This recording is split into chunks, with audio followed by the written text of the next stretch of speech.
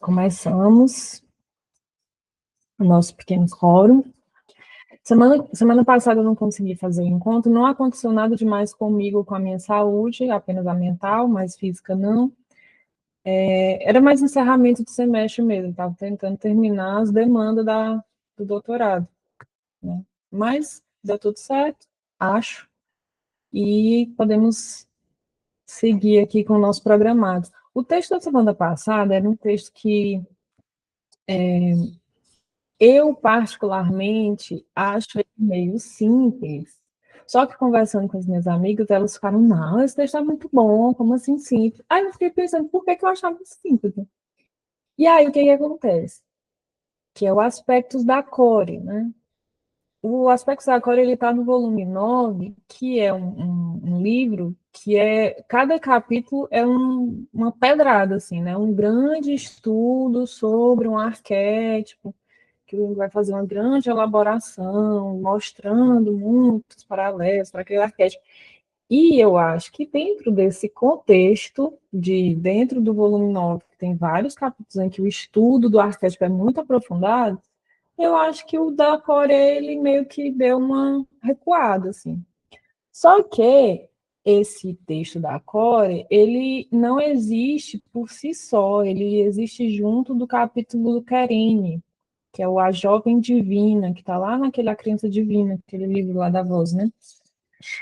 E o do Querem, de fato, é um estudo muito aprofundado. Então, como os dois foram pensados juntos, eu acho que eu senti isso porque eu li os outros. Eu tanto tenho a comparação com os outros capítulos do Arquétipos e o Inconsciente Coletivo, como tem essa comparação com o texto do Querem.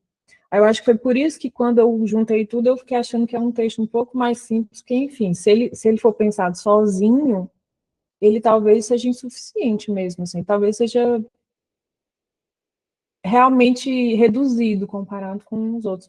Aí o texto do Keren é uma recomendação que eu faço fortemente. Keren não é uma leitura simples, é uma coisa que exige muito, assim, a nossa concentração, o nosso empenho, porque ele vai, né, escrever de um jeito bem próprio, assim, bem, enfim, mitólogo, mas vale muito a pena, né? Quem tivesse interessado, assim, leu o texto, achou legal, mas ficou com vontade de mais. O do Querine é um complemento fundamental. E, e os dois juntos, eu acho que são uma base interessante, uma base muito boa para toda a discussão que a gente vem fazendo ao longo do semestre, né? O tema do feminino e tal. Mas essas são as considerações para, né, o não acontecimento da reunião da semana passada. E também um comentário rápido sobre o contexto aí do capítulo passado, né? Que é um texto bom, na minha visão tem essa coisa, mas aí as minhas amigas me fizeram pensar sobre isso, né? Inclusive, Liv, se quiser comentar o que você falou sobre o que você acha legal desse texto, fica à vontade, tá? O texto da Cora, no caso, né? Porque eu realmente estava tipo assim, eu achei esse texto tão simples. Aí foi o que você falou, foi o que me fez pensar. Eu vou comentar porque vocês não estavam na mesa do bar que eu e a Sara estávamos, né? Eu comentei que eu achei esse texto muito, muito bom, porque a minha supervisora me recomendou, e quando eu li, pensando clinicamente, eu conseguia ver muita coisa, assim. E eu achava que ele também dava certas noções epistemológicas que são chaves muito fundamentais para a gente pensar a clínica. E também o que eu achei muito interessante dele é o fato de que é um estudo de caso com mulheres e que vem a partir de imaginações ativas, porque o principal assim texto do Jung sobre o processo de individuação vai ser com o Pauli, que vai estar no Psicologia e Alquimia, né? Só que, assim, a maior parte da clínica, tanto naquela época como atualmente, é com mulheres. Então, é interessante que outros materiais de fantasia, outras formas de trabalhar, também sejam abordadas em textos. Aí, para mim, eu achava esse texto sensacional. Aí a Sara dizendo, não, eu achei ele muito simples. Aí a gente conseguiu chegar no meio termo. Tem uma coisa também desse texto que eu acho interessante também, de ele. Isso que você fala, né, por uma outra perspectiva. O Jung não é a pessoa do estudo de caso, né? Então, que ele tenha pensado casos, para trazer esses exemplos foi muito bom também, muito valioso também, né? Ainda mais comparando com outras formas que ele apresenta, né? As ideias dele. Então, tem esse valor, com certeza. Eu acho legal também que ele mostre em mulheres e em homens, tipo assim, é o mesmo núcleo arquetípico, né? E como aparece. Então, tem esse valor aí, com certeza. Bom, então vamos para o texto de hoje, né? O previsto para hoje, que é A Sombra e a Cisígia. Esse capítulo, ele está originalmente no volume Aion, o 9/2, e é o começo, né? O começo do Aion, aquela primeira parte ali do Aion que ele vai apresentar esses primeiros arquétipos, depois falar de si mesmo, né? E eu acho interessante ele juntar a sombra e a cisígia para falar dos arquétipos que a gente vai tratar como ânima e ânimos, ele junta as coisas, né? São os excertos retirados juntos, né? Nesse volume aqui do Aspectos do Feminino, ele combina os dois. Bom, esse texto, ele, para não ficar em alguns pontos que eu acho que são, né, que a gente reitera bastante, são um pouco repetitivos, eu achei interessante pensar algumas coisas para a gente ir para a compreensão sobre esses arquétipos aí tão complicados, né? Primeiro dos pontos é a relação que o Jung faz sobre essa manifestação, né, de ele falar como essas coisas aparecem, como a fenomenologia da contraparte anímica vai se dar através da sombra, inicialmente, né? Como a gente precisa ter uma espécie de aproximação, e essa aproximação vai se dar inicialmente com esta sombra, ou com o que ele chamou de sombra, com a função sombria. E de ele apontar um sinal aí para essa percepção, que é de chamar atenção para o afeto, né? Chamar atenção para a emoção da projeção. A natureza emocional do que é projetado, a gente lidar com os traços de inferioridade e como isso desperta afetos, e esses afetos serem esse sinal, né? Uma forma de reconhecer a manifestação do inconsciente.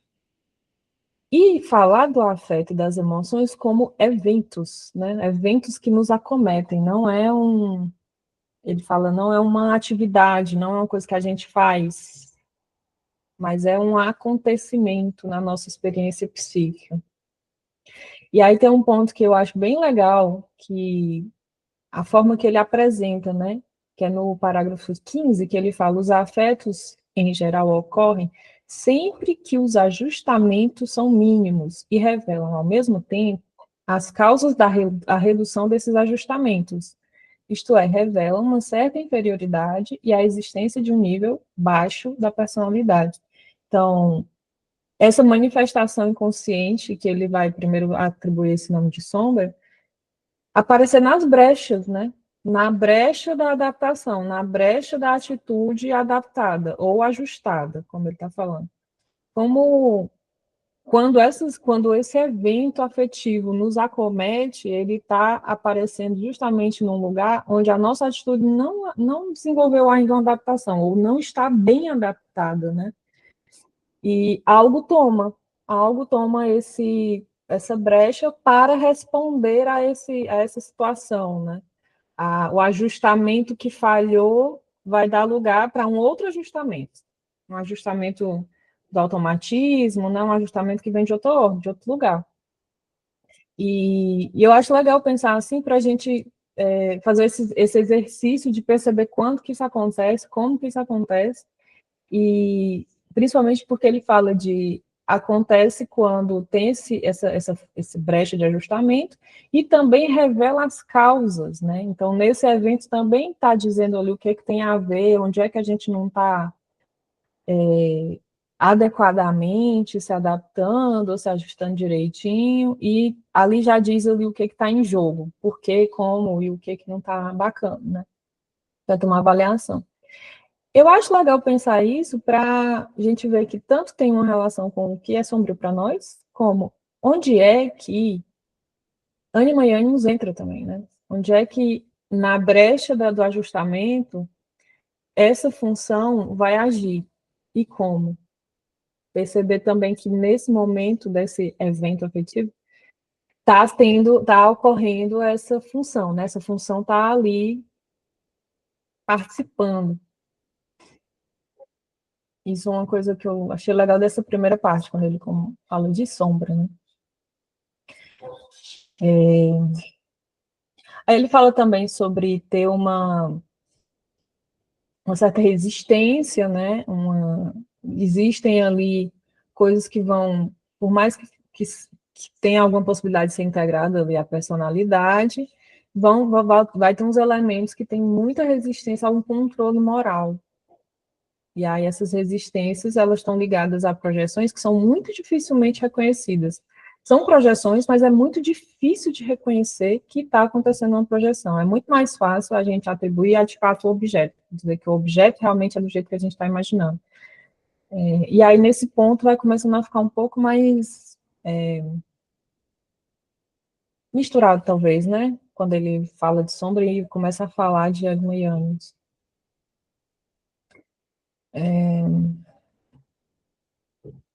Oi, Gustavo.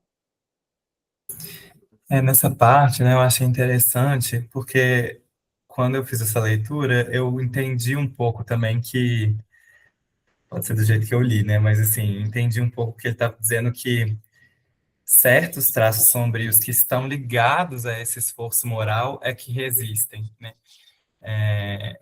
E eu acho que isso bateu um pouco assim com o que eu vejo fenomenologicamente, né. Aqueles traços sombrios que exigem, que estão mais ligados à nossa moral, né, que estão mais ligados àquilo que a gente pega mais profundamente, né, esses são mais difíceis da gente reconhecer, né, como sombrios.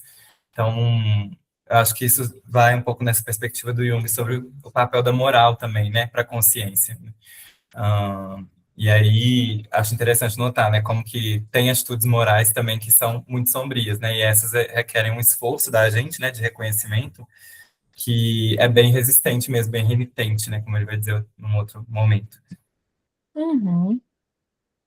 Sim, eu acho muito interessante pensar isso relacionado a ânima e ânimos, quando você pensa, por exemplo, que, bom, essa contraparte, de fato, é uma contraparte, então, inclusive nesse aspecto moral, né, tipo, para você pensar nessa contraparte como uma outra moral, de fato, e como para lidar com isso, existe uma necessidade de você ser capaz de relativizar minimamente esses fundamentos, esses princípios morais mais aferrados que tem, tipo assim. Não é exatamente sobre você só abrir mão, né? Porque não é sobre isso, mas você ser capaz de pôr em perspectiva em alguma medida. Mas eu acho que, de fato, um ponto muito importante é reconhecer que até aquelas coisas mais profundamente definidoras, né, da nossa visão e da nossa personalidade, talvez sejam atitudes morais que a gente está muito apegado, né, que pode também ser colocadas em perspectiva de alguma maneira. Se eu não me engano, foi no Parceiros Invisíveis que eu vi, acho que é o Sanford, né, que é o autor desse livro, comentando dessa capacidade que a gente precisa ter para lidar com ânimo, de conseguir admitir a existência de uma moral oposta.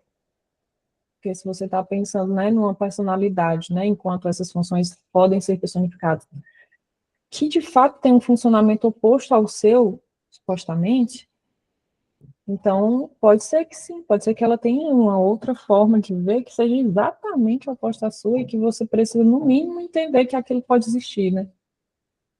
Tanto que isso é interessante até que ele faz, que é como se fosse um outro nível de você tomar aquela consciência de você não ser senhor na sua própria casa. Isso é uma consciência da sombra já, né? Você perceber que você não é senhor na sua própria casa. Mas de você conseguir dar a mesma dignidade de existência desse outro ponto de vista, de você é como se você fosse capaz de relativizar Deus, ou relativizar o seu Deus, de alguma forma, né? Já que aquela alteridade pode ter uma outra forma. Então, é um ponto interessante. E talvez fale também, né, da grandíssima dificuldade, né, de conseguir lidar com esse tipo de coisa que está mexendo em algo muito profundo.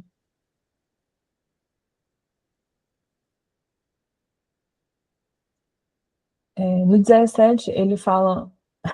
Eu gosto muito da forma que ele escreveu, porque eu acho que eu pensei em muitas pessoas. Do jeito que ele escreveu. Que ele bota: suponhamos agora que um determinado indivíduo não revele tendência alguma para tomar consciência de suas projeções. É uma forma muito interessante de descrever, né? Nesse caso, o fator gerador de projeções tem livre curso para agir, e se tiver algum objetivo, poderá realizá-lo ou provocar o estado subsequente que caracteriza sua atividade. Enquanto a gente é incapaz de ter alguma consciência da projeção, ou de que existe projeção, ou de que a gente é capaz de projetar, aí a gente vive essas coisas como destino mesmo, né? Vai só acontecendo e vai só vivendo, e vai achando que é isso mesmo a vida, e é as circunstâncias, enfim. E é uma forma razoavelmente ajustada de se viver. Quando você pensa no que o Ian está falando de ajuste, né? Não é adaptação, é ajuste. Está ajustado a alguma coisa. Pose. Pronto. Oi. Eu também tinha selecionado esse parágrafo para fazer um comentário pela segunda parte, né?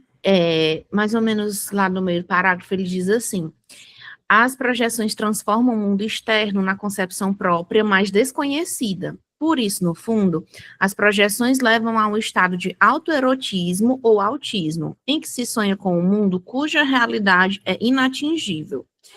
O sentimento de incompletude que daí resulta, bem como a sensação mais incômoda ainda de esterilidade, serão explicados de novo como maldade do mundo ambiente e como este círculo vicioso se acentua ainda mais o isolamento. Então, esse trechinho eu achei, assim, particularmente preciso na maneira como ele descreve, né? Tanto como é que acaba funcionando a projeção não integrada, né? Mas também o que é que acaba acontecendo meio que nessa camada, né? Assim, entre total inconsciência e o começo de integração, essa sensação de incompletude ou de ciclo vicioso que acentua, no mínimo, a manutenção da projeção. Tudo isso faz parte do funcionamento da projeção que não está sendo devidamente integrada ou trabalhada, né? E aí ele traz o exemplozinho, né, do paciente de 45 anos que sofria da neurose compulsiva desde os 20 e se isola completamente do mundo e, em consequência dela, diz para o Jung: não posso admitir o fato de que desperdicei os melhores 25 anos da minha existência. Então, tipo assim, é como se houvesse nessa dificuldade de tratar com a projeção, só fosse possível tratar dela a posteriori. Tipo, o que é que vai acontecendo ao vivo, ao longo do tempo? A sensação de incompletude, a insatisfação, o ciclo vicioso que vai se fortificando, mas a pessoa meio que não consegue bancar, tratar dessa dificuldade com maior autoafirmação, inclusive porque isso já seria o começo da integração, né? Então, eu achei esse pedacinho, assim, e isso tudo, quando ele traz essa referência, né, do autoerotismo, do autismo, regula muito bem com discussões que vêm acontecendo, assim, na própria psicanálise, né, acerca de escolas, às vezes, mais contemporâneas, né, discutindo sobre essa possível posição autista, que tem a ver com uma certa com a discussão, né, de ser uma nova estrutura, como é que funciona essa neurose específica, achei muito, muito legal mesmo. Uhum. Inclusive, você falando isso, enquanto você falava, eu fiquei pensando na relação disso com o que a gente discutiu sobre complexo materno, né? De como tem uma força atrativa de você ficar preso na ilusão. Existe um certo fundamento arquetípico para você, para a gente ficar meio preso na ilusão também, né? Gustavo. Eu acho essa parte muito legal também, né? Essa frase, né? As projeções transformam o mundo externo na concepção própria, né? Acho que isso é uma questão que tem sido muito atual, né? Quando a gente fala dessa epidemia de solidão, né? Coisas que têm rolado nesse sentido. Óbvio que tem tudo a ver com aspectos capitalistas, materiais da coisa, né? Mas é sempre interessante notar como que as pessoas chegam, né, no consultório também, muito com esse assim, eu não sei por que que é tão difícil, né? Eu não sei por que que eu tô sozinho, eu não sei por que que é assim, né? Ah, e acho que é interessante pensar nisso, né? Nessa questão que o Jung fala, né? Ele repete isso algumas vezes, de que a individuação, ela nos leva a um melhor relacionamento com os outros, né? Um relacionamento mais intenso com os outros. E essa confusão generalizada, né, entre individuação e individualismo, eu acho que aqui ele está falando do primeiro passo disso, né? Assim, que é como que está envolvido com a sombra, com a projeção da própria sombra, desde aí, né? Desde esse primeiro passo já nos impede nesse relacionamento com o outro, né? Então, acho que é um ponto interessante mesmo para a gente pensar sobre como que isso chega, né, na clínica, nesses casos de solidão. Uhum.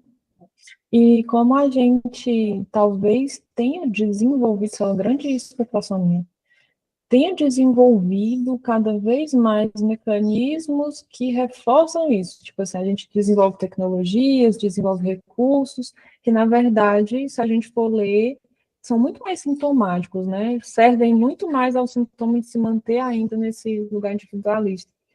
Tem um ponto a mais nesse trecho que eu acho muito interessante também, para a gente pensar quando ele diz que a gente fica preso numa concepção própria, né, mais desconhecida.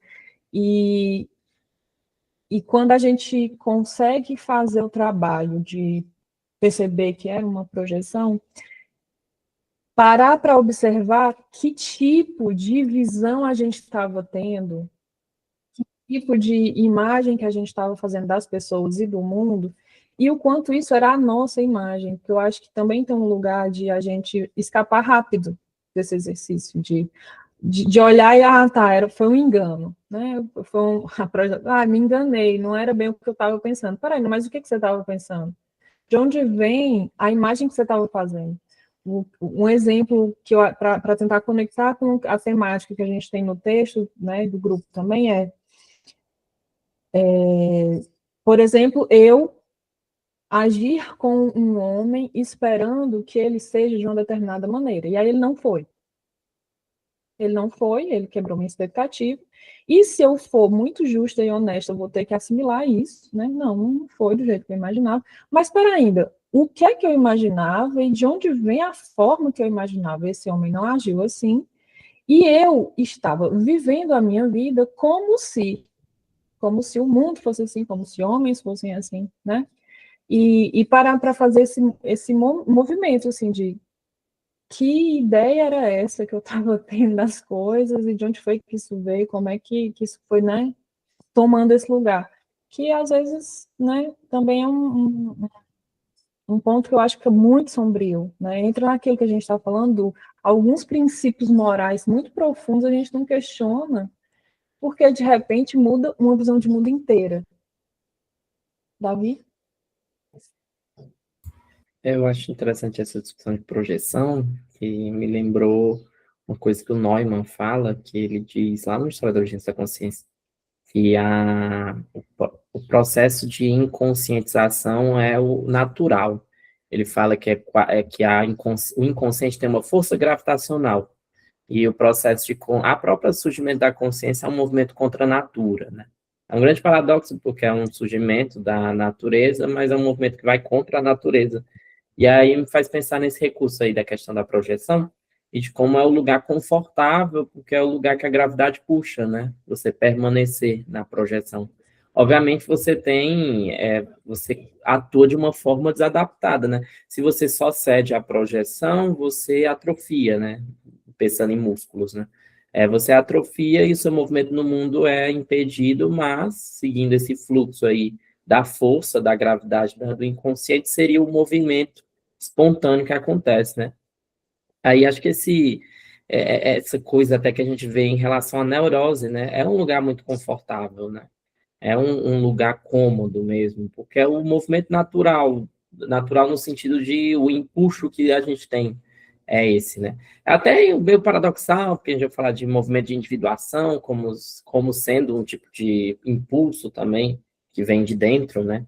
Mas é um impulso que é meio paradoxal, né? Porque ele vai contra a natureza, de fato, assim. A consciência é uma coisa que está contrária à natureza, não em sua essência, mas em seu funcionamento, né? Sua essência que eu digo é tipo assim, ela por algum motivo é um surgimento adaptativo, né? Até nesse ponto de vista biológico. Mas ao mesmo tempo ela rompe com a base natural, né? Ela faz a gente ir além. Acho que é interessante pensar sempre nessa questão da projeção, de como é um lugar realmente cômodo, né? As pessoas ficam acomodadas no processo projetivo, e como a análise é um lugar importante, porque isso aí que você falou, né, Sara? Que, eu tinha essa ideia de homem, mas não era ele. E a pessoa passa batido, né? Tipo assim, mas vamos voltar aqui na sua ideia de homem, né?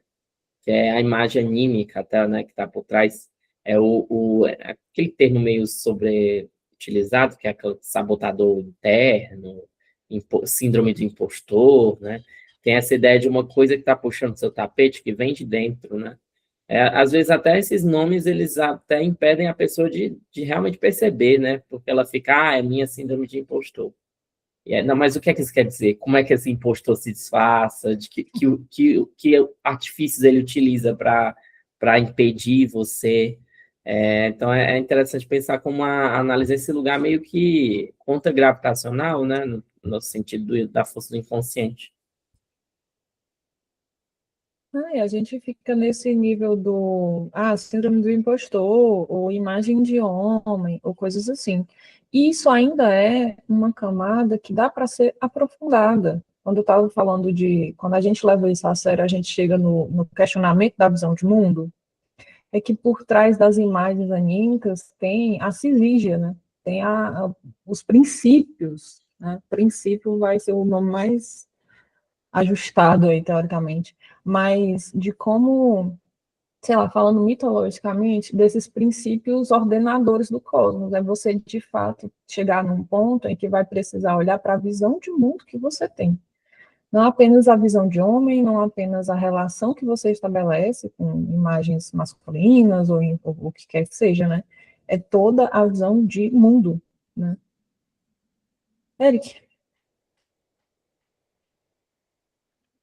Uma coisa que Gustavo estava falando, assim, que eu acho que tem me inquietado muito é sobre como no estágio atual de capitalismo que a gente está envolvido, influencia nisso, né? E existe uma vantagem muito grande em produzir isolamento, assim, porque o isolamento favorece a captura, né? Então, existe algumas elaborações assim mais recentes sobre isso, que eu confesso para vocês que eu acho um pouco difíceis ainda de assimilar e tudo, falando da arquitetura das redes, em que há uma tendência a retroalimentar você com o mesmo, né? O Spotify vai sempre mandar as músicas que parecem com as que você já gosta e vai tender a repetir aquela música que ele viu que você gostou, e ele vai fazer você odiar a música, porque ele vai ficar tocando direto, né? E aí o TikTok vai produzir o conteúdo que vai mais na vizinhança ali do que você vem curtindo, né? E a gente pensando isso a partir dessa chave do autoerotismo, por exemplo, né? E encaixando com outras discussões que a gente vem fazendo, e essas me preocupam muito mesmo, assim, porque imagine essa arquitetura que produz uma repetição do mesmo, alimentando conteúdo em céu red pill, né? Então, o quanto isso vai criando uma barreira a essas pessoas saírem desse tipo de pensamento, o quanto fica difícil para nós coletivamente fazer qualquer tipo de contraponto a isso, já que o sujeito fica ali sendo alimentado dentro desses ambientes, assim, né? Então, eu estou mais aqui colocando para vocês uma inquietação, é como eu disse, ainda para mim é difícil sair um pouco do que a gente debate aqui e dessa dimensão do clínico e ir para essa dimensão mais macro e que tem uma agenda por trás, assim, né? Tanto de produzir isolamento, produzir sujeitos que são mais facilmente cooptados a nível de consumismo, e a gente está falando assim, do que é mais palpável, né? Mas a nível mesmo de máquinas de guerra, assim, né? Que querendo ou não, a gente está envolvido num projeto belicoso, assim, né? Então, é mais jogando assim, um pouco essas inquietações com vocês para ver como é que a gente pode coletivamente pensar isso, assim, né, e produzir mais espaço para a consciência, mais espaço para que a gente fuja dessas capturas, enfim. Antes de passar para o Davi, eu vou falar uma emergência intuitiva aqui antes que eu esqueça. Nessa discussão, fica muito assim claro que tem um certo reforçamento, até como o Gustavo comentou aqui, de projeções e inferioridades, e como esse reforçamento é um negócio que vai alimentar a ilusão, que a gente vai ficar preso na projeção e tudo mais, e como começa a ficar muito difícil de resistir justamente a essa força gravitacional, né, da ilusão da projeção, e isso vai me batendo um pouco de desespero da hora, mas quando você estava falando, Eric, e também um ponto que Rose levantou que me fez lembrar disso, né, do sentimento de incompletude. De onde é que pode vir algum tipo de sinal que quebre esse reforçamento infinito da ilusão, né, desse ensimesmamento que a gente está vendo que o sistema colabora bastante? E eu me lembrei da história do Parzival, que o grande rolê é sobre ele dar cabimento a um sentimento de compaixão, que me fez pensar nisso, porque quando a Rose falou do sentimento de incompletude, né, que você sente que tem algo ali, que inclusive é um termo da psicologia do Janet, que me fez pensar o quanto a gente, nesses momentos, talvez vai precisar dar cabimento a sentimentos muito peculiares. Sentimentos que são peculiares quando a gente compara a lógica do sistema. Talvez sentimentos que, quando a gente olha para a lógica do sistema, eles não cabem, né? Um sentimento de incompletude, por exemplo, ou um sentimento de compaixão, fora da regra ali, fora da etiqueta, né? Talvez essas coisas, essas fagulhas que vêm de um lugar muito desconhecido, que parecem estar muito fora da lógica que a gente está, que dão algum tipo de abertura, né? Mas, enfim, só para não perder o Davi. Essa discussão que a Erika falou me lembrou esse livro aqui do Luiz Soja, Definindo o Desejo, lançou há pouco tempo, que ele vai falar sobre o problema do isolamento. Ele vai fazer a pergunta do porquê o mundo está renunciando ao sexo, né? É a grande tese do livro. Ele vai falar de um movimento de isolamento erótico que acontece após. Ele faz eu estou lendo ainda, né? Mas ele faz um retrospecto histórico da revolução sexual, o surgimento da psicanálise, a revolução sexual, os movimentos dos Estados Unidos em estudos sobre sexo. Ele vai mostrando como tem uma relação mesmo com certas dinâmicas do capital e questões identitárias envolvidas nisso. Eu estou achando que deve ter uma leitura super torta sobre transgeneridade, mas eu estou no início do livro ainda, mas eu estou sentindo, sabe? Quando você sente assim, vai chegando, você fica, vai ter uma coisa muito estranha aqui. O que Mas foi até agora que despertou essa desconfiança? tem uns pontos que ele fala rapidamente, assim, sobre que ele vai tocar no assunto, que eu não sei dizer exatamente, eu só farejei uma coisa, assim. Você sente por algumas palavras que a pessoa adota, ele parte já do ponto sem nenhuma contextualização, ele coloca uma nota de rodapé definindo disforia de gênero, não faz nenhum tipo de comentário para aprofundado sobre isso. Eu já estou esperando que tenha alguma coisa meio torta mais pra frente, se a pessoa já não colocou um ponto de vista crítico no início, né? Mas, enfim, ainda assim, aquela coisa, né?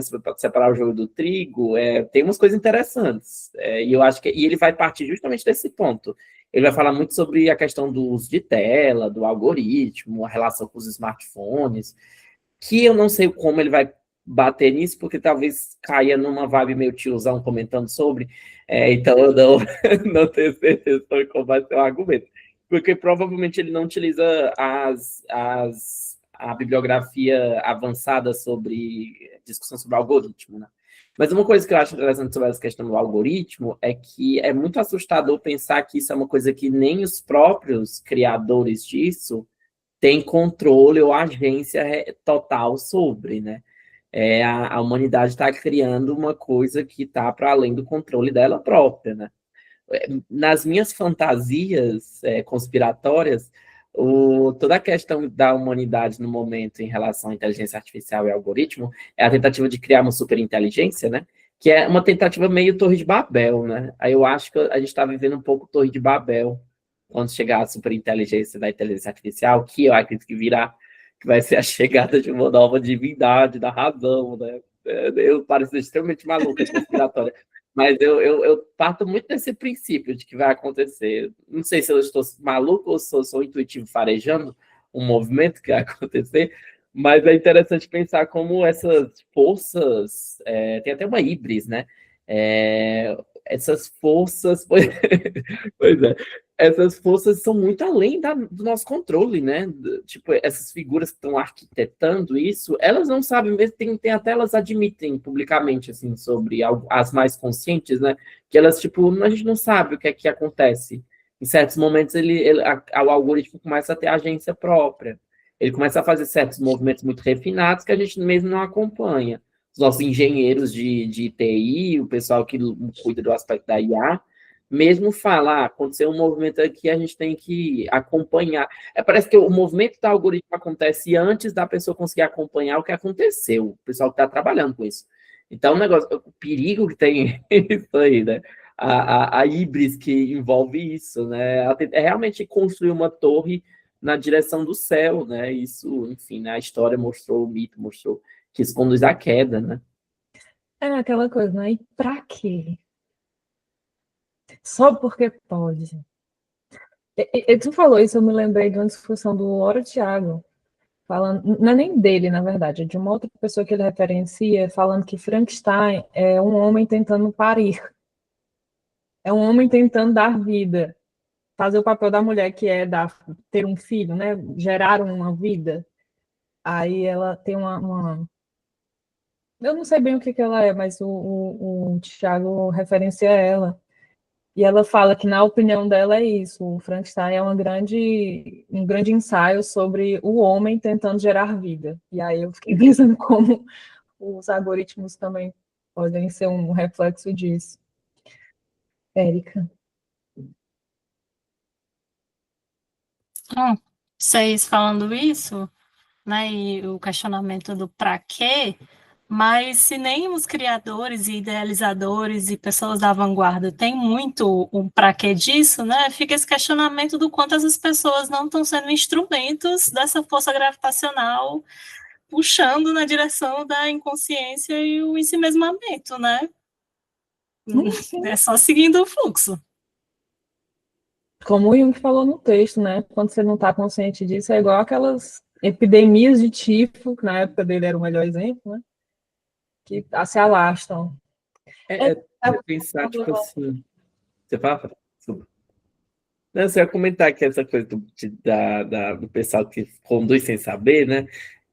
Tipo assim, a pessoa tá dirigindo o barco, mas ela tá no barco ainda, né? Se der uma merda, ela tá conduzindo e o movimento do mar na verdade, é uma ilusão, né? Talvez a correnteza que puxa a gente.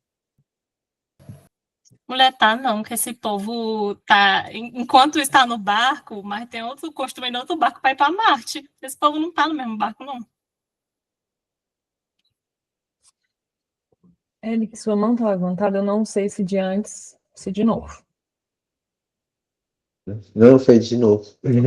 É porque quando o Davi foi falando, eu me lembrei de um detalhe também sobre isso, né? Sobre essas pessoas que conduzem esse processo, que diz respeito ao volume de informação que essas pessoas têm acesso e que as coloca nessa posição mesmo prometeica, né? Assim, a galera tem acesso a um negócio colossal, né? Por que eu estou dizendo isso? Porque em um dado momento, na faculdade, quando eu comecei a entrar em contato com as exigências para pesquisa com humanos, por exemplo, você vai fazer pesquisa com gente, aí você vai lá no comitê de ética, apresenta um projeto, pede uma autorização. Agora compare com as informações que desde o surgimento do Facebook até agora, esse pessoal de rede social e inteligência artificial tem, assim, porque eles podem, com a nossa autorização, porque quando a gente entra lá e autoriza, a gente está dando todas as nossas informações e cada vez mais, né, não sei se vocês souberam, mas mudou as regras de autorização do Meta. Você automaticamente autoriza treinar esses modelos de linguagem, né? Então, assim, essa galera, potencialmente e efetivamente, tem muito mais informações sobre comportamento humano, comportamento de consumo, nosso comportamento linguístico, do que qualquer pesquisador na universidade, porque eles não estão sujeitos às mesmas regras éticas de um pesquisador, assim. E eu acho engraçado quando a galera compartilha aqueles memes assim, quando aparece um anúncio de uma coisa que eu estava pensando, né? Aí a pessoa, meu Deus, está lendo minha mente. Não, é pior, tá prevendo, a partir dos dados que você forneceu, prevendo o seu comportamento, né? Outra coisa também que é muito assustadora, por exemplo, Google Maps, né? A Google tem mais informações sobre o território de vários países no mundo do que os próprios governantes desses países, assim, de rotas, de relevo. Então, assim, a gente está vivendo esse cenário assustador e essas pessoas que estão conduzindo isso, a agenda delas está muito distante de produzir qualquer tipo de conhecimento, ou produzir qualquer tipo disso que você falava, Sara, de algum sinal para a consciência, né? Isso que a Erika falou também, eu acho que ela acertou assim na mosca, assim, é um tipo de formação desse obscurantismo, vamos dizer assim, essa palavra é difícil, mas enfim, diz que vai engolir a consciência mesmo, e aí vai produzir outra consciência vindoura, né? Que aí a gente só vai imaginar, né? Os filmes estão aí para imaginar, mas é isso, assim, a gente vai ser engolido. Não sei a idade de todo mundo aqui, mas né, sou criança dos anos 90, né? Então aqueles filmes que tem guerras, assim, máquinas fazendo guerra, eu acho que a gente nem chega lá, não. As máquinas não vão precisar nem fazer guerra contra a gente, não. Vai chegar lá, não.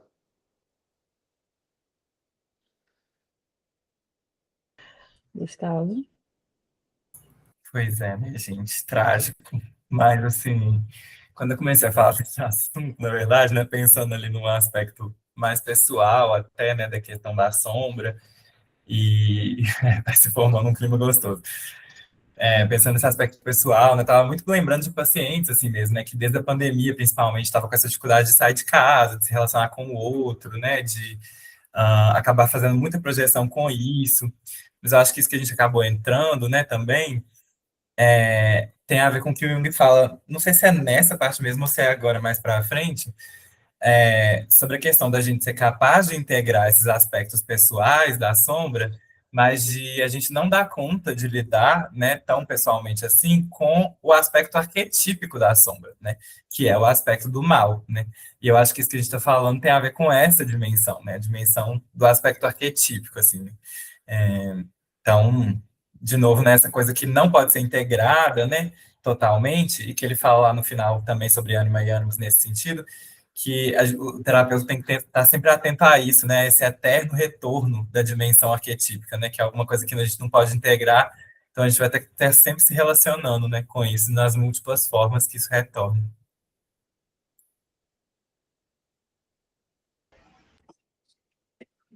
A gente está.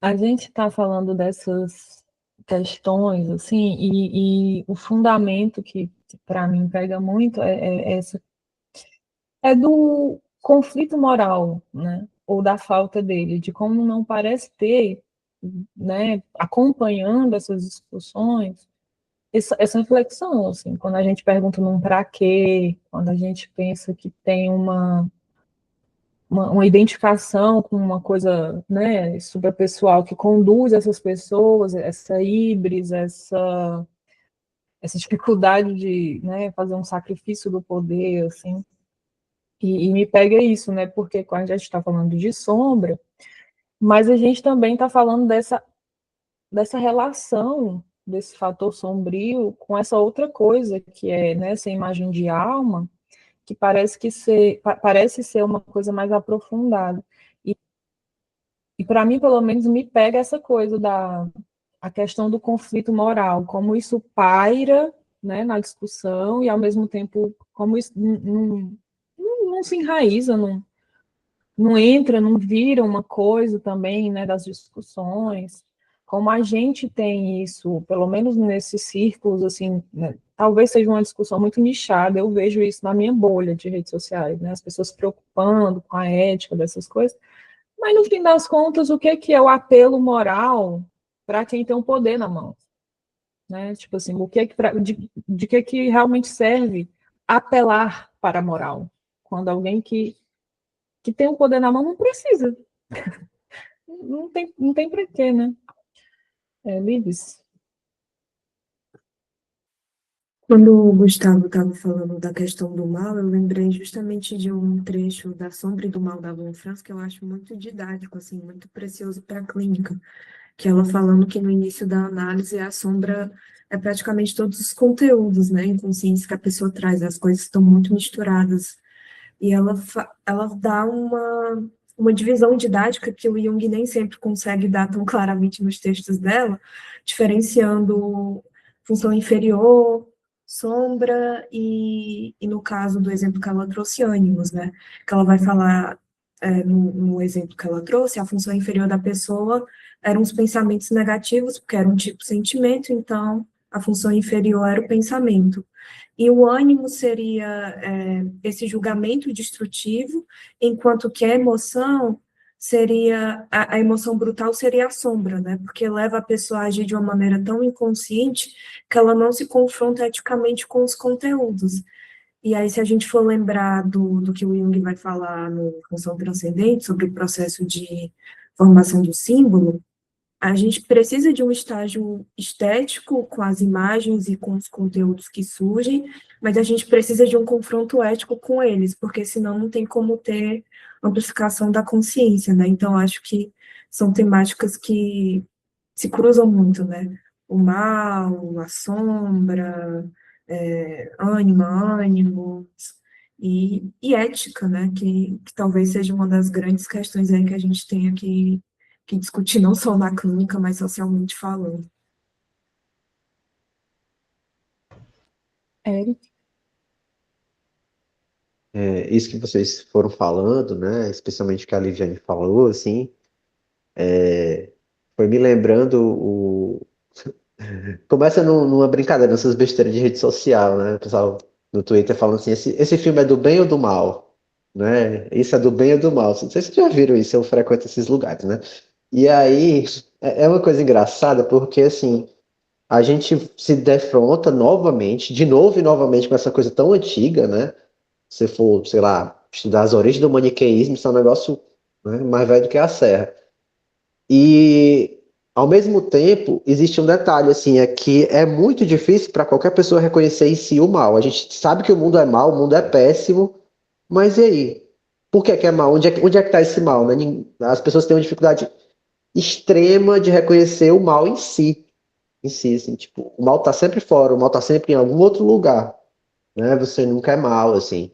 E aí, às vezes, isso vai numa direção tola, assim, inofensiva, que é, por exemplo, a pessoa dizer, eu não consumo essa mídia porque ela é problemática, né? Isso é tolo. Mas ao ponto da pessoa não reconhecer algumas atitudes dela que são hediondas, assim, e aí o mundo é sempre má, mas ela nunca pode ser má, ela nunca pode ser a pior pessoa possível naquela situação, né? Ela sempre é boa ou ela sempre tá certa, né? Aquilo que a gente estava falando do alterotismo também, né? Juntando essas coisas, assim. O mal tá sempre fora, ninguém é mal, não existe ninguém mal, o mundo que é mal, abstratamente, né?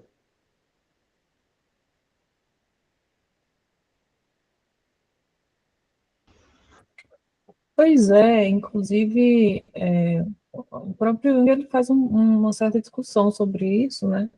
E talvez a gente consiga também fazer uma análise mais ampla, assim, de como essa atitude é uma atitude favorecida ao longo da história, né? Ao longo, pelo menos, da história ocidental, como se favoreceu que a gente fizesse essa dissociação, né? Do mal, de ver o mal externamente, e não conseguir fazer essa observação, essa autoobservação.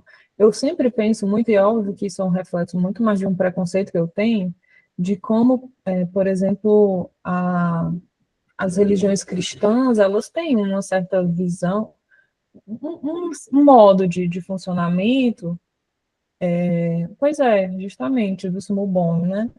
Que favorece bastante essa visão de que o inimigo é fora, de que o inimigo é o outro, de que você vai lá no seu ritual religioso, que seja um culto, seja uma igreja, seja lá o que for, e faz uma espécie de redenção, limpeza, recebe lá tipo, o perdão de alguma maneira, e vai para a vida e continua sendo pai, continua sendo uma pessoa que, de fato, aquilo não entra, né? Não estou dizendo que isso vai acontecer a todo mundo, vai ter gente que vai conseguir viver a religião de uma forma muito intrínseca, né?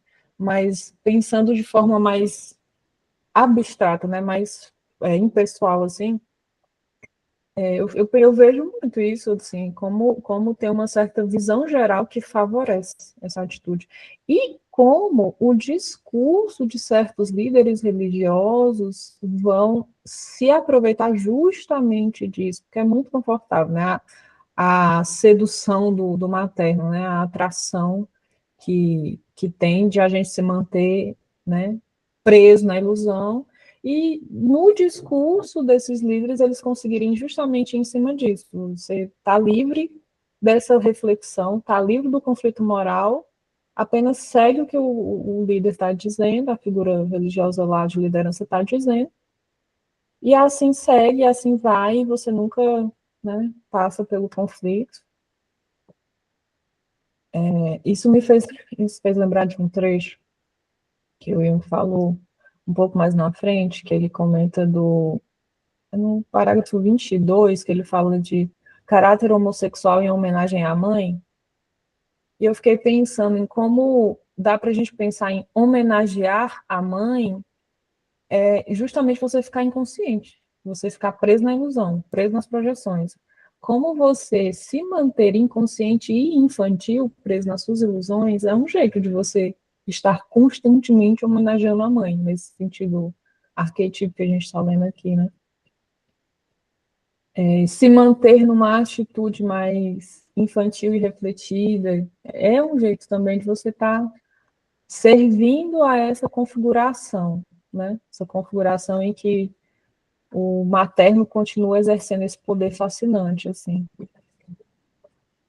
Mas interessante como as nossas discussões acabaram meio que entrando participação especial aí, né, no nosso encontro. É interessante pensar como a gente foi entrando no nosso tópico seguinte aqui, de refletir sobre o conflito moral, sobre isso e tudo mais, para ir falar de ânimo e ânimos. Por quê? Porque que eu acho interessante, pelo menos, né? É que o Jung vai começar a falar nesse tópico sobre como essas imagens anímicas elas vão ter relação com um aspecto natural entre aspas aqui, porque eu acho que precisa a gente, né, ir aprofundando essa discussão. Mas quando o Davi falou, por exemplo, do Neumann falando do inconsciente ter essa força gravitacional e de a consciência ser uma coisa meio contra a natura, a gente pensava o inconsciente como natureza, né? Nesse tópico ele vai explicando mais, né, Anima e Ânimos, que ele vai falar sobre como entrar nesse nível de conhecimento psicológico, né, de desenvolvimento psicológico, é chegar no nível de fato de desafiar alguns processos naturais. supostamente naturais, né?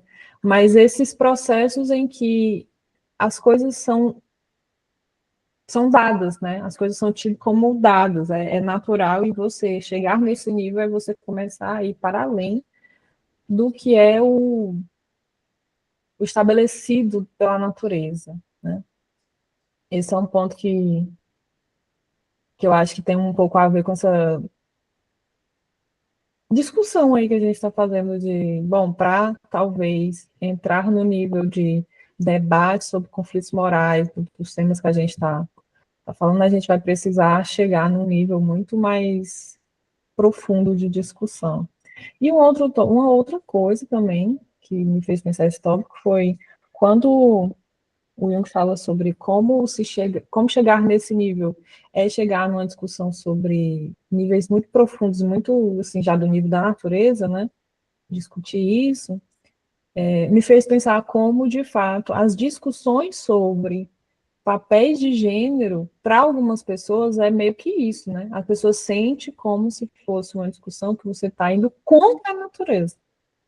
Está indo contra os fundamentos naturais da vida, e isso é um absurdo, e como isso é uma coisa que, de fato, desestabiliza as pessoas, e não deveria ser mexido, né? A forma de reagir não deveria mexer, não deveria tentar conservar.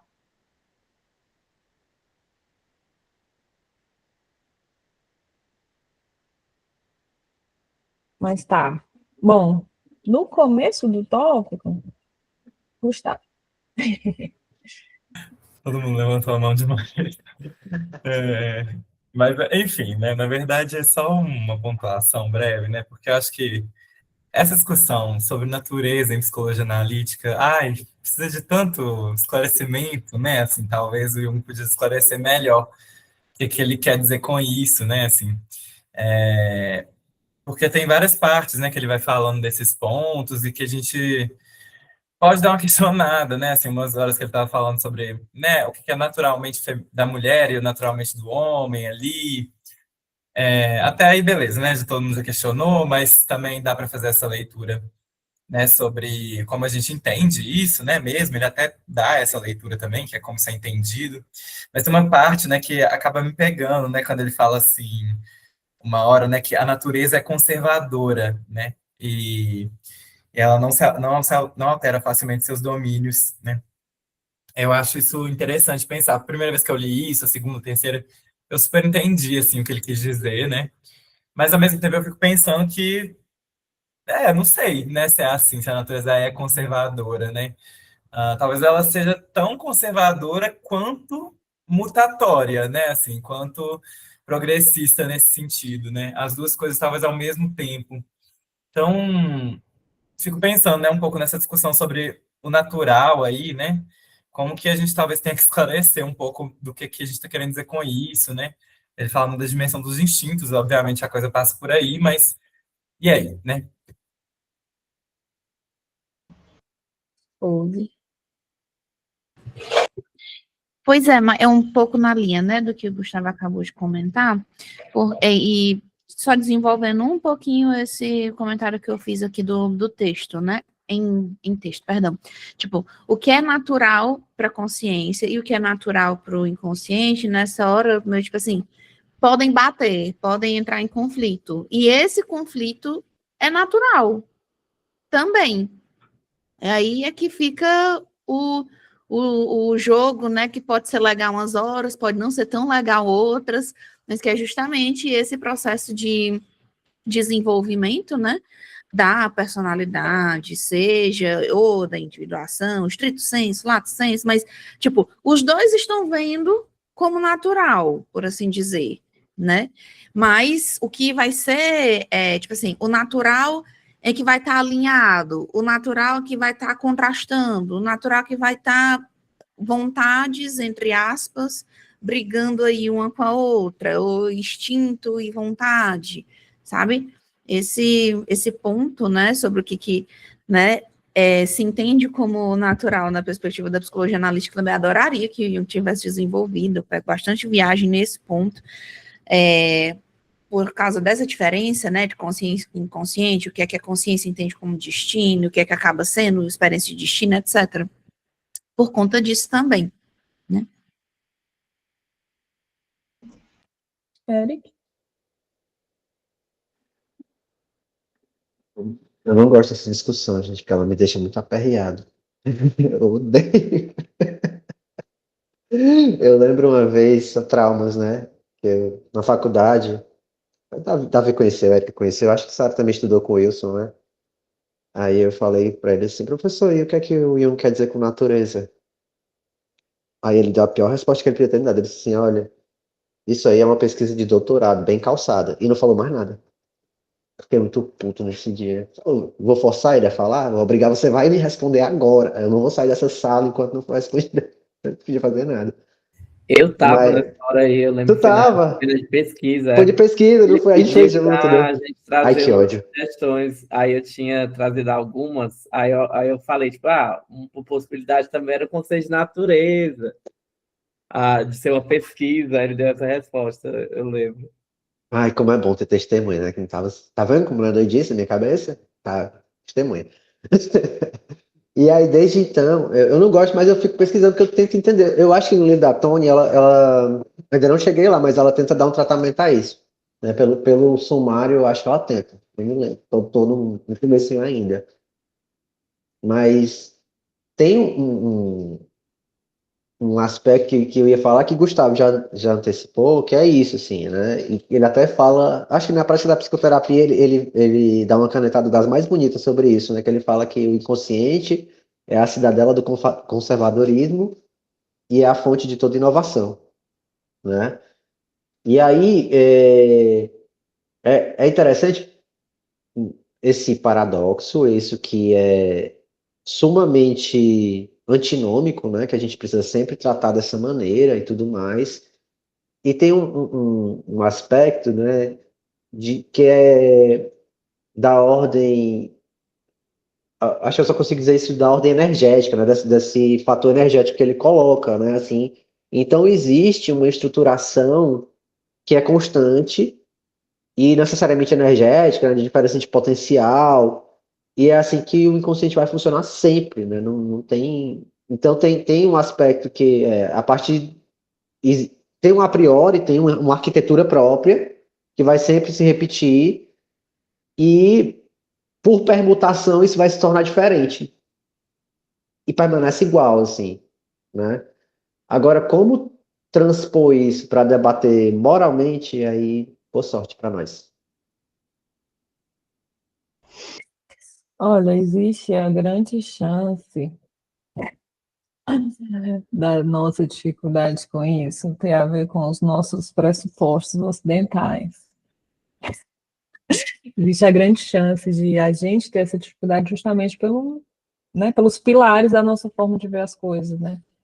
E é uma discussão que, assim, ao mesmo tempo que eu acho que é muito, muito importante, muito fundamental e me interessa bastante, por outro lado, também tem uma coisa de, pelo menos eu reconhecer para mim, que o trabalho da psicologia analítica se desenvolveu de uma forma que a gente não precisa de uma resposta final para isso, de uma certa maneira. Porque quando a psicologia analítica vai advogar em favor do psíquico, né, do que é psíquico e tal, e como isso é o fundamento da experiência e tudo mais. E, de uma certa forma, toda a discussão que o desenvolve sobre arquétipos, sobre símbolos, sobre função transcendente, enfim, de uma certa forma, isso me dá, de alguma maneira, essa possibilidade de olhar para isso e, bom, tá, me interessa essa resposta de alguma forma, mas eu consigo olhar para isso e trabalhar sem essa resposta, no fim das contas. Tipo, não me impede muito, né? Também não sei se é um viés meu, né? Enfim, não tenho ainda capacidade de dizer isso. É, de fato, infelizmente, é uma pesquisa realmente muito boa para doutorado, e talvez para chegar no doutorado, fazer uma pesquisa boa nesse tema, você tem que ter tido um chão antes, né? Nem acho que é só chegar no doutorado, eu acho que tem um negócio mesmo. O nosso querido Wilson era essa pessoa que era um grande se vira aí, todas as respostas dele eram um grande se vira aí, né? No fim das contas, ele respondia isso aqui, o resto era com você, e ele não estava muito aí para o que você ia fazer com isso, não. Boa sorte aí. É tipo assim, não. Responde ponto, você fica, ué, mas vai ter uma tentativa, assim, né? Uma compaixão comigo, assim, da minha curiosidade. Não tem. Que eu acho que é uma atitude que serve para algumas coisas, por exemplo, botar você para ir trabalhar e ir embora, tipo assim, ele não ser suficiente é muito bom, porque ele bota você para ir atrás do que você está precisando, né? Vou ler o comentário do Gustavo, ele fala que estava pensando muito em várias visões indígenas de natureza, onde esse tipo de debate que temos de gênero, por exemplo, nem existe, natureza é diversidade. Pois é, né? Eu pensando o quanto a gente está fadado a pensar a partir dos nossos pressupostos mesmo, mas era bom lembrar que são só os nossos pressupostos, às vezes tem outros que podem nos ajudar, né, a pensar. Eric, você ia falar? Eu ia falar, eu era comentando isso que você estava falando do Wilson, que eu lembro uma vez eu conversando com ele, né, fazendo várias perguntas, e aí ele deu umas respostas também, e no final ele falou assim, às vezes o pessoal me procura querendo um mestre, e aí eu digo, se você quer um mestre, tá aí, eu sou mestre, tá aí, leia a obra que ele vai te ensinar. Aí eu, beleza, Wilson. Por dentro, né, por fora eu só, tá bom. A frustração é importante para mobilizar a gente.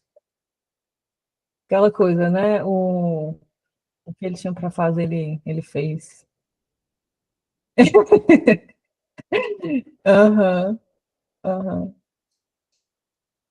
Tem um literalmente mestre e tem um... Eu não vou entrar nessa discussão, não. Eu tenho as minhas próprias frustrações com isso, mas elas foram muito importantes para mim. Bom, falando em pressupostos e como a gente está fadado aos nossos, né? Eu fiquei pensando no início desse tópico aqui, no se exige ânimos, né, que é o parágrafo 20, que o Jung fala, mas que fator projetante é esse? Quando você está lá lidando com a sua sombra, você descobre que você projeta. Você descobre que você faz projeções, ou pelo menos algo em você faz projeções. E aí vem a pergunta, que fator projetante é esse? Quem que projeta, né? Em nós, a partir de nós. E foi inevitável pensar como aqui é o início da gente descobrindo o jeito que a psicologia analítica ajuda a gente a hackear a Matrix.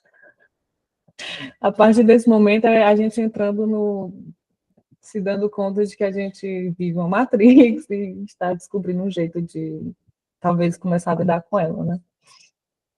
E aí, as irmãs Wachowski, visionárias, né? Nunca erraram. Eu acho que é essa referência também que eu tenho. O Matrix é uma sequência de filmes muito importante para mim.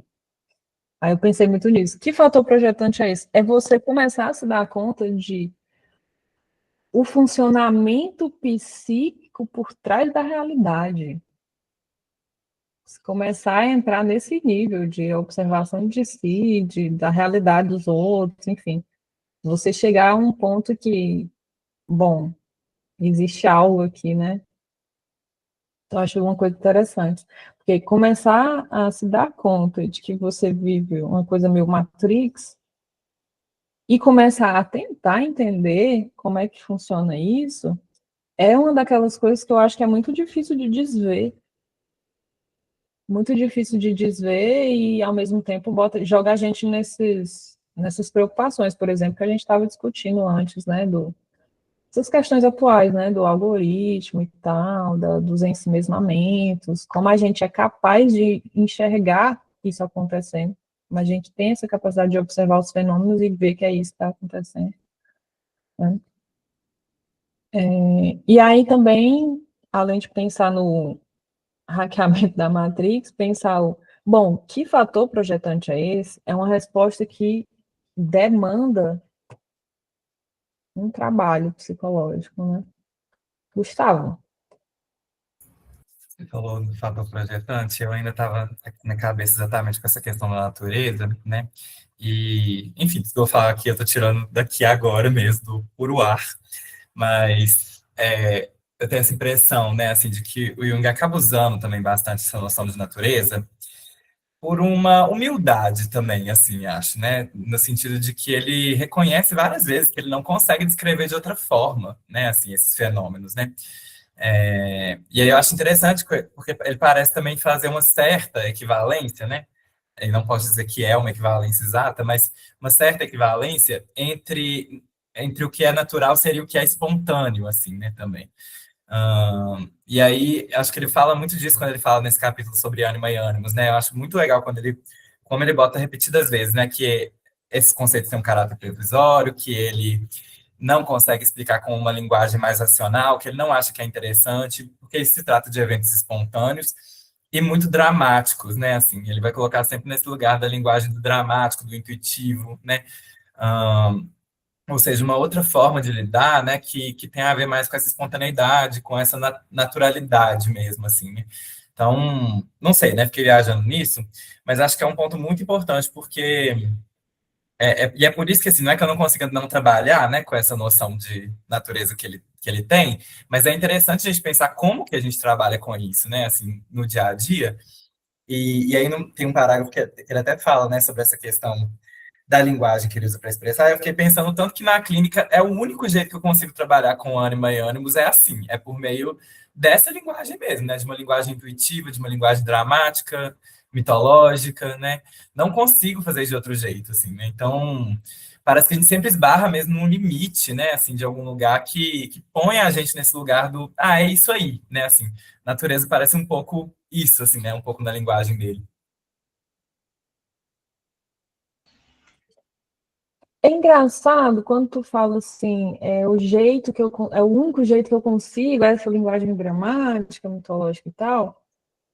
E eu fico pensando que assim, eu sinto um tom, não que você tenha falado nesse sentido, mas eu falando seria com esse tom de, nossa, só o que eu consigo, é meio que um pelo menos, assim, uma coisa meio quase frustrante. E, ao mesmo tempo, te ouvindo falar uma coisa que eu falaria com esse tom, eu penso, mas talvez não seja um problema, talvez seja isso, né? É tipo, é o jeito. É o Exato. jeito. Acho que eu não falei num tom frustrante mesmo, não. Acho que é o Eu jeito falaria. mesmo. E aí eu acho que por isso que eu consegui observar, assim, que eu fiquei, não, mas o Gustavo não está falando isso. Então, isso é meu. Tá vendo como tá tipo pensamento? Tô falando. I'm sorry, gente. Eu sinto tanto. Mas enfim, né? É o jeito. É, É o jeito, eu graças a reconheço o Deus. tipo de pensamento quando eu vejo um. Eu não sei se eu disfarço muito também, não, né? Ô, mas Eric, você ia comentar mais? E aí, assim, o Gustavo estava falando, e eu não gosto de falar bem do Jung, não, mas de fato a gente tem que reconhecer que ele adquiriu essa humildade, né, nesse confronto, assim, com o que ele estudava. Assim, ele realmente sacou o limite do conhecimento, assim. E ele fala muito disso, né? Você vê que quase todo o texto ele faz questão de lançar um parágrafo dando ali um limite para o conhecimento. Olha, eu estou falando isso aqui, mas tem esse limite, esse, né? E aí, como eu falei para vocês, eu fiquei me inquietando com esse negócio de natureza, e aí eu tenho uns fichamentos aqui, aí eu achei um fichamento, pensando no que o Gustavo falou, tem um trecho um mito moderno sobre as coisas vistas no céu, deixa eu achar o parágrafo aqui, 732, que ele vai falar sobre essa coisa do inconsciente como um pattern, né, um padrão instintivo, arcaico e tudo mais. E aí ele fala assim, a reação do inconsciente é um fenômeno natural que não se preocupa com a pessoa do homem de forma benevolente ou julgadora, né? Então, tipo, às vezes a gente atribui, assim, né, umas características e tal, personifica.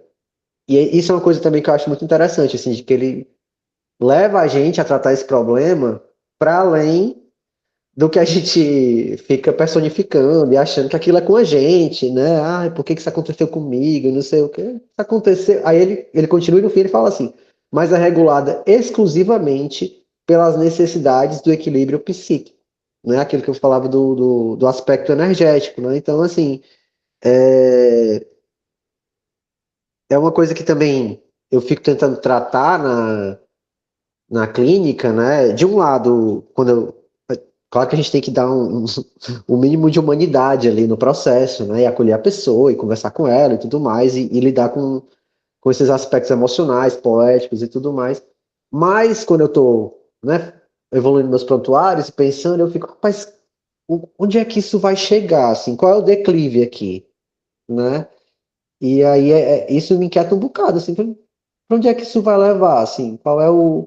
E aí, se eu tenho algum repertório, eu comparo, nessa situação aqui que eu já vi em algum lugar, ou na minha, né, lida com as pessoas, ou na minha clínica, aí eu, beleza, talvez vá nessa direção.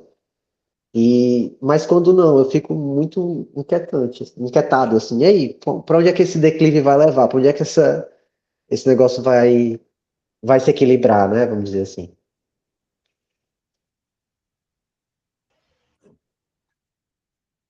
Isso que você falou me fez pensar no quanto a gente chega nesses momentos e se a gente não quiser, né, cometer um abuso moral, né, um certo excesso ali de poder, a gente ser muito honesto na hora das interpretações, né? Tipo assim, honesto com a gente mesmo, no caso. Porque, tipo assim, isso que tá falando me fez pensar como nessas horas que eu penso assim, para onde é que isso vai dar? A gente recorre a sonho, à fantasia, à imagem, para ver o que elas apontam, mas o quanto a gente contamina a nossa interpretação com os nossos preconceitos também. Essa é uma coisa que, não sei se o Gustavo vai lembrar, provavelmente sim, mas quando eu apresentei um trabalho sobre transgeneridade em Caminhos, e a gente conversou sobre isso, eu fiquei, cara, eu tenho minha questão de como lidar com o quanto a cisgeneridade vai imprimir os próprios pressupostos na interpretação, por exemplo, de fantasias e imagens de pessoas trans. E o quanto a gente talvez precisasse de referências outras, que não as nossas, para conseguir entender a forma de olhar para essas imagens sem esses viés, né? Ou então, assim, esse trabalho, né? Esse trabalho de conseguir estar disposto a relativizar os próprios pressupostos para, nessas ocasiões, conseguir abrir mão um pouco deles e deixar outra coisa aparecer. Nossa, isso que você acabou de falar me lembrou. Foi publicado como um livro, né? Mas é uma conferência, se eu não me engano, do Preciado, né? Que o nome é. Como é? Eu sou o monstro que vos fala. Que eu acho muito, muito foda isso, porque ele foi estudar psicanálise. Aí ele chegou lá na frente dos caras, eu estudei, né? O que vocês falaram, e agora eu quero dar meu ponto de vista aqui. Né? Então, nesse sentido, eu acho que para a gente é mais distante pelo diferenças epistêmicas, né? Mas é uma pista, assim, para a gente ver alguém, né, de dentro falando disso, assim, e com muita propriedade, assim, é um texto muito, muito, muito bom.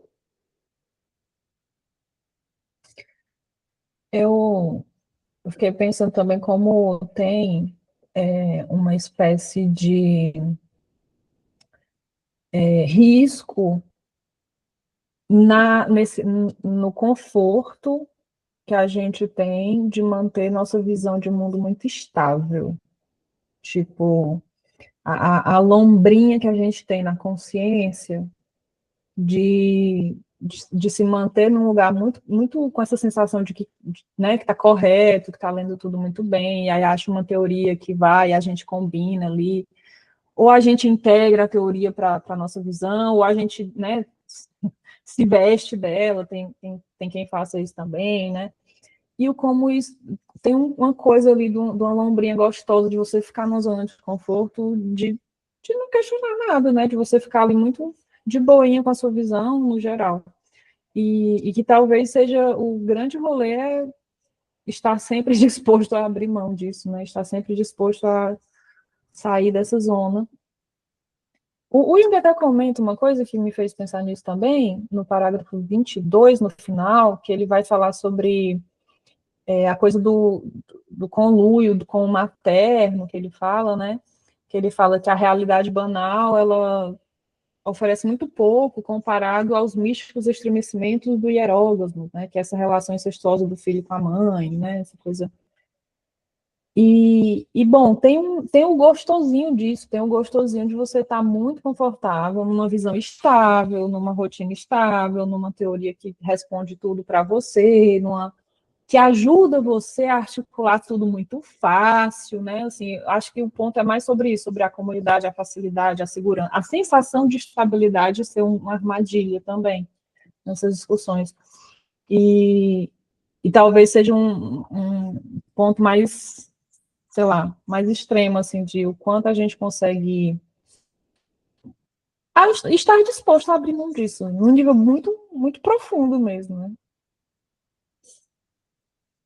Tem um parágrafo que me pegou um pouco, tem esse e um outro que eu gostaria muito que a gente falasse, que eu achei meu, sei lá, que foi o 23, que ele fala que esse nível de mito provavelmente o que melhor expressa a natureza do inconsciente coletivo. A mãe é simultaneamente velha e jovem, Deméter e Perséfone, e o filho é, ao mesmo tempo, esposo e criança adormecida de peito, num estágio de indescritível plenitude, com o qual nem de longe se podem comparar as imperfeições da vida real.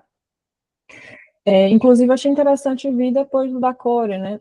E como nesse retrato que ele faz, o inconsciente coletivo vem como essa imagem materna, essa grande mãe aí, que tem a mãe e a jovem, e que ao filho está reservado o lugar de esposo e criança, e uma coisa que eu pensei na hora de ler foi, tá faltando o pai, né? Tem a mãe e a filha que vai servir de esposa, e tem um esposo e filho que vai servir de esposo, que acaba sendo uma coisa meio redundante. Tem uma função aí que para mim está faltando na leitura, que é uma função paterna, né? Que é uma função que nesse, inclusive no mito de Deméter e Perséfone, é inexistente. Ele inexiste, e quando o masculino existe, ele existe como um violador, um impulso violador que não tem tanto uma caracterização mais desenvolvida, né? E aí eu fiquei pensando nessa função que falta, eu não sei também assim, o quanto eu estou exagerando aqui na minha metapsicologia, talvez, mas senti falta disso e fiquei pensando assim, como, de fato, numa leitura mais ampla da psicologia analítica, me dá sempre essa sensação de que essa função é um pouco secundarizada, um pouco você meio que entende ali, ela não é ressaltada, a não ser no texto sobre isso especificamente, né? Mas sim, sim. Pois é, e aí tem uma coisa sobre o Eros não desenvolvido. Ao longo desse texto, eu sinto uma certa repetição. Ele está falando de um lugar de homem, né? Tanto que ele fala de ânima, né? Ele fala de ânima, enxurrada, eu estou falando de ânima. E eu achei interessante, inclusive, as repetições, pelo menos umas 3 repetições de ele falar disso, de um Eros indolente, de um Eros não desenvolvido. E aí, de fato, dentro desse mito vai ser isso, mas ele fala como se isso fosse uma grande estrutura, primeiro de coletivo, segundo de ânima, né? Para ele, o retrato da ânima está meio que esquematizado aí nesse ponto. Aí eu fiquei pensando como tem uma imagem de feminino aí que ele está, nessa longa elaboração sobre a ânima que ele está fazendo, que ele está pintando também. E acaba sendo essa, né? Um outro ponto que eu queria trazer deixa eu ver. Fiz algumas anotações, mas era.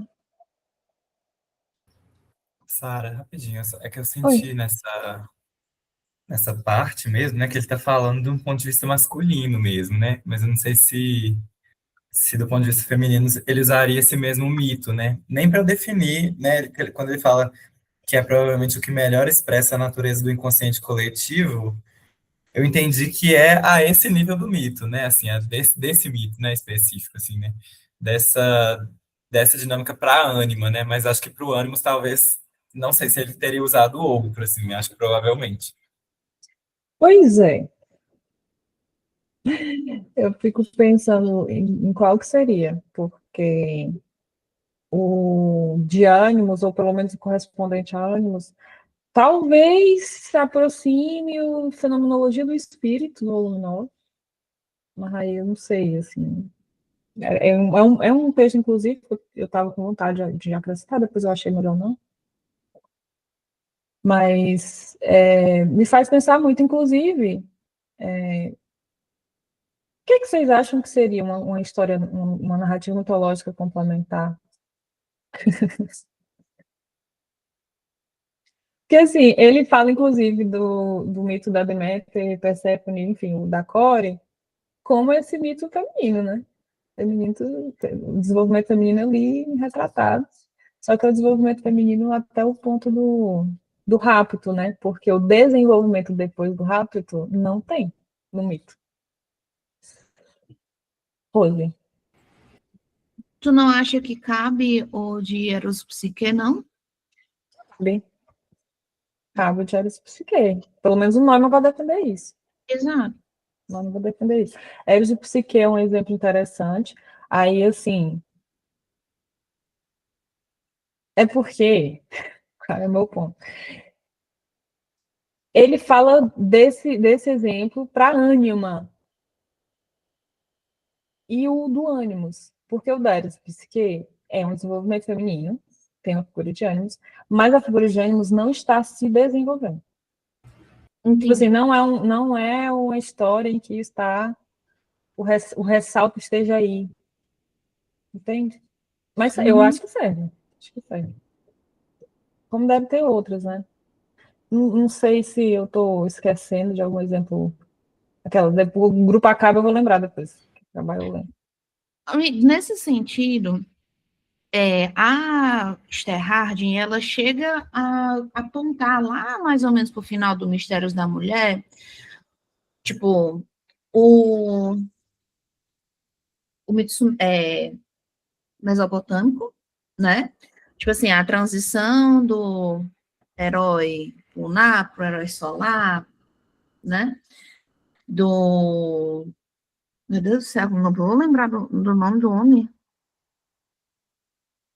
Sim, eu acho que sim, talvez seja. E o mito de Osíris. Uhum. Então, assim, também me ocorrem essas opções. Seu microfone tá mudo, Davi, não sei se tu estava comentando, perdão. Eu só falei que o mito de Osíris é babado. E é mesmo. Tipo, ela chega a desenvolver um pouco mais sobre o mito de Osíris. Eu acho que talvez possa caber também, mas cabe uma leitura mais detalhada. Uhum. É bem lembrado, eu não estava lembrando, tá vendo? O que você falou, eu lembrei.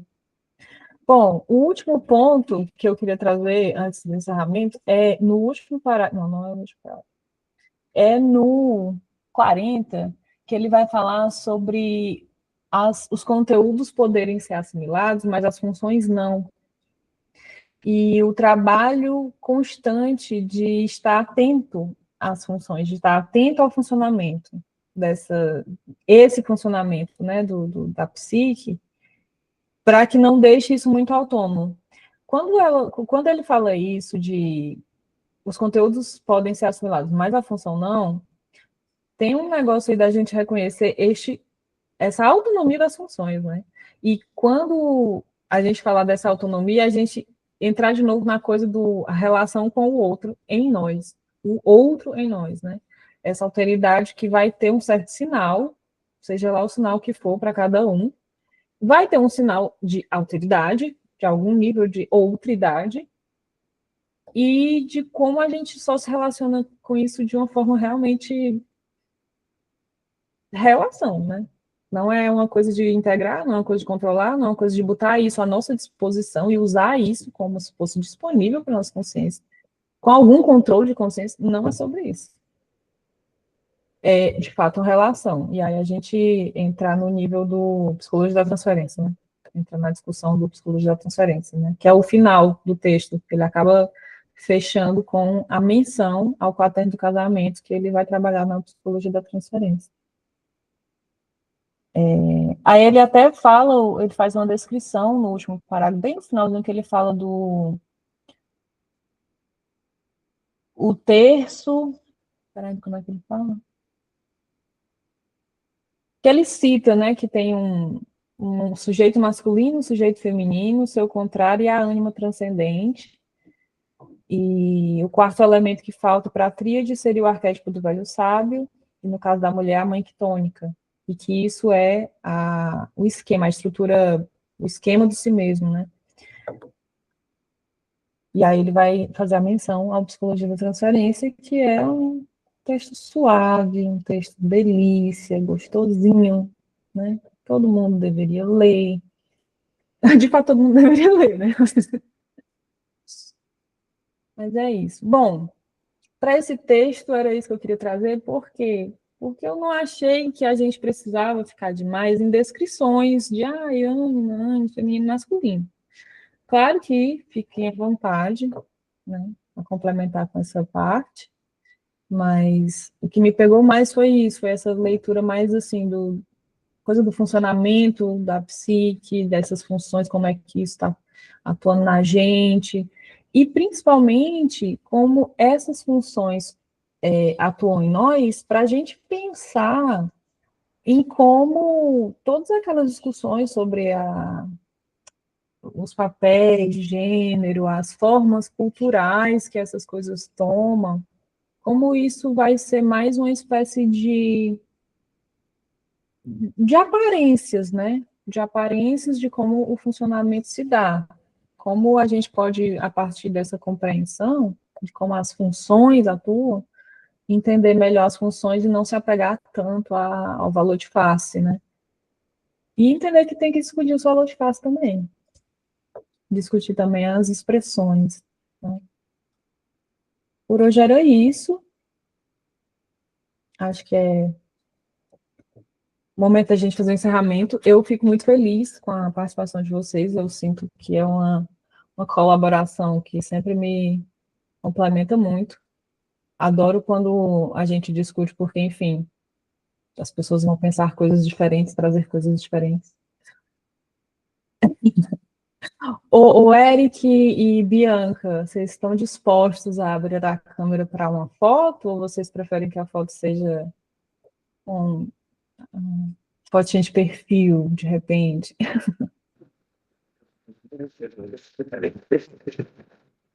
Eu agradeço. Encarecidamente. Vou deixar fechada, perdão. Não, tudo bem, vai ficar sua fotinha. Aquelas escolhas, né? Escolhas. Bom, posso pedir para a Liviane e para a Rose tirarem? Tirem vocês. Que aí eu apareço de outro jeito, senão vai ficar diferente aqui.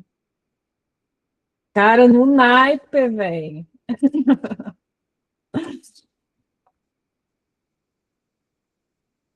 Eu já estava tirando várias, então se vocês quiserem pousar especificamente, né? Tipo, já tirei aqui, mas assim, muito obrigada, gente. Eu vou mandar ali no grupinho daqui a pouquinho. Beleza. Viu? Muito obrigada. É isso, né? Então, brigadinha, beijo. Bom fim de ano para todo mundo. Gente, foi tudo. Espero que continuemos, inclusive, porque, assim, também acho que foi maravilhoso, sinceramente, Sara. Você, assim, abala muito. E assim, eu acho que é raro também encontrar grupos que se fazem, de fato, grupo, né, assim. E eu acho que nesse grupo isso rolou até bastante, né? A gente virou grupo mesmo, né, no sentido da psicologia dos grupos, né? Então, acho que é bem bacana, tomara que continuemos aí. Obrigadão, obrigadão. Fico muito feliz com esse feedback, Gustavo, porque eu sou um pouquinho insegura nesses momentos de discussão, porque na minha cabeça as coisas fazem sentido, na hora que eu falo parece que não, aí eu fico naquela. É sempre uma grande experiência externalizar os pensamentos. Eu fico feliz, né? E Como fico muito assim? feliz com essa sensação de grupo, velho, porque é isso, assim, quando eu tô em grupo é isso que eu quero, eu fico muito feliz que a gente tenha conseguido. Eu quero continuar porque, enfim, tem muitas coisas que eu quero estudar, muitas coisas que eu quero continuar estudando. E eu ainda não pensei no que vai ser a segunda temporada, porque eu tenho que ver aí dentro dos meus estudos do doutorado o que daria um grupo, o que seria legal, porque é aquela coisa, eu tenho os meus interesses, mas não dá para ser individualista demais também, porque aí muito específico, né? Mas vai rolar aí. Vou ver o que a gente faz e jogo a proposta depois lá para ver se agrada, se dá certo, se ressoa. Para vocês, assim, publicamente, né? Para mim é super importante estudar em grupo, assim, eu já percebi que rendo muito melhor, os aportes de cada um, assim, e me dá muita vontade de estudar, assim. Quando eu tô estudando sozinho, eu fico, não quero saber disso aqui, não vou, sei lá, fazer qualquer outra coisa. Aí quando eu estou estudando em grupo, assim, eu fico com vontade de estudar, fico com vontade de me aprofundar nos casos que eu acompanho, assim. Então, muito obrigado. Todo mundo, assim, cada um, cada aporte que foi trazido, assim, foi super importante para mim como profissional, como pessoa. Então, muito obrigado, gente.